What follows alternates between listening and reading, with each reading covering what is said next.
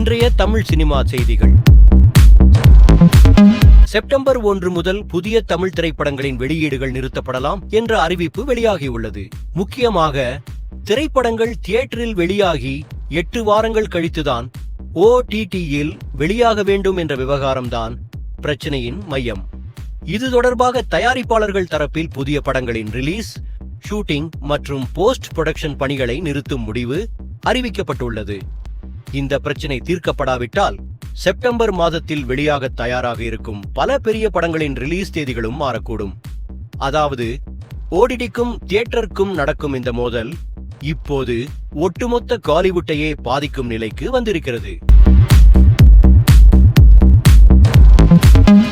இயக்குனராக தமிழ் சினிமாவில் தனக்கென ஒரு இடத்தை உருவாக்கிய லோகேஷ் இந்த படத்தின் மூலம் ஹீரோவாகவும் களமிறங்கியிருக்கிறார்.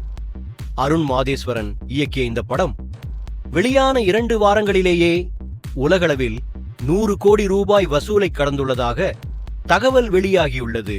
இதற்காக லோகேஷ் சுமார் 50 நாட்கள் பயிற்சி, 90 ஒர்க் அவுட் செஷன்ஸ் என கடுமையாக தயாராகியதாகவும் தகவல்கள் வெளியாகியுள்ளன. PS மித்ரன் இயக்கத்தில் உருவாகியுள்ள சர்தார் 2 இந்த படத்தில் கார்த்தியுடன் SJ சூர்யா முக்கியமான கதாபாத்திரத்தில் நடித்துள்ளார்.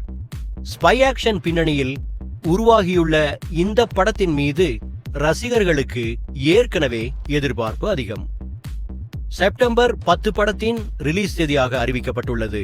ஆனால் செப்டம்பர் 1 முதல் புதிய தமிழ் படங்களின் வெளியீடு தொடர்பாக தயாரிப்பாளர்கள் அறிவித்துள்ள போராட்டம் தொடர்ந்தால் சர்தார் 2 ரிலீஸ் தேதியும் பாதிக்கப்படுமா என்ற கேள்வி எழுந்துள்ளது.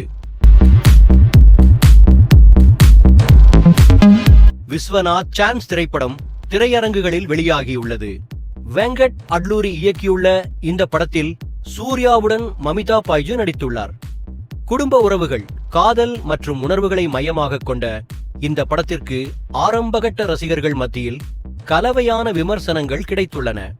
படத்தின் டிஜிட்டல் ரைட்ஸ் நெட்ஃபிளிக்ஸ் வசம் இருப்பதாகவும் படத்தை உடனே OTTயில் ரிலீஸ் செய்ய நெட்ஃபிளிக்ஸ் முயற்சிப்பதாகவும் தகவல்கள் வெளியாகியுள்ளன. இது படக்குழுவினரை அதிருப்தியடைய செய்துள்ளதாம். தமிழ் சினிமாவின் இயக்குனர் இமயம் பாரதி ராஜாவின் நினைவாக தேனி மாவட்டத்தில் 2.5 கோடி ரூபாய் மதிப்பில் கலை மணிமண்டபம் அமைக்கப்படும் என்று தமிழக அரசு அறிவித்துள்ளது. 16 வயதினிலே முதல் பல படங்களின் மூலம் தமிழ் சினிமாவுக்கு கிராமிய வாழ்க்கையின் மனத்தையும் இயல்பான மனிதர்களையும் கொண்டு வந்தவர் பாரதி ராஜா. அவரது கலை பயணத்தை நினைவுகூரும் வகையில் உருவாகும் இந்த மணிமண்டபம் அவரது ரசிகர்களுக்கும் தமிழ் சினிமா வரலாற்றுக்கும் முக்கியமான நினைவு சின்னமாக அமைய இருக்கிறது.